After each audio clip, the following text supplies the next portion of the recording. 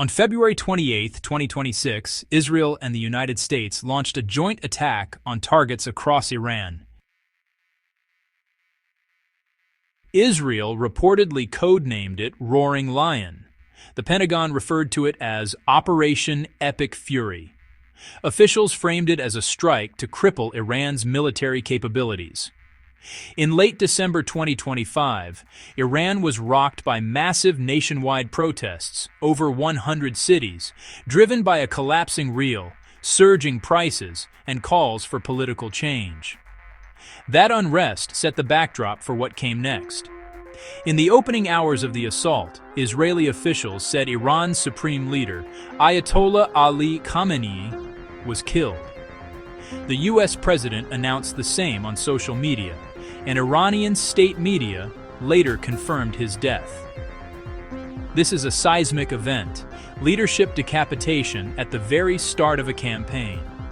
Washington signaled the goal was to lay waste to Iran's military and obliterate key programs. Iranian state media reported at least 200 people killed and more than 700 wounded across the country. Among the dead, local officials said, were 118 students after a strike hit a girls' school in Manab. These numbers are early and could change, but they're already devastating. Tehran responded fast. The Revolutionary Guard said it launched attacks on 27 bases hosting U.S. troops across the Middle East and targeted Israeli military sites in Tel Aviv. Iran declared 40 days of mourning and framed the response as retaliation for the assassination of its supreme leader. Global reaction has been intense.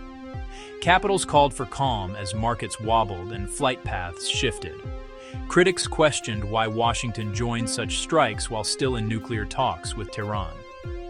Norway's foreign minister said Israel's framing of a preventive strike didn't align with international law. Legal scholars weighed in.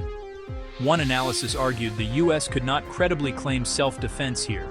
No imminent Iranian attack on U.S. assets, and no capacity for an intercontinental strike on the U.S. homeland. The critique: this continues a pattern of using force when negotiations stall, with open calls by some officials for regime change. Where does this go? 3 layers to watch.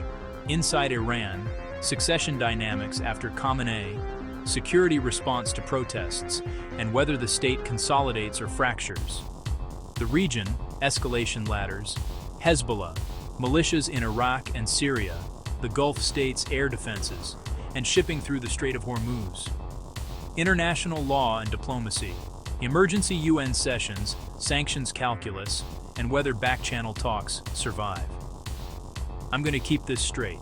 This is a fast-moving story with high stakes and human costs. Verify what you share. Follow credible sources.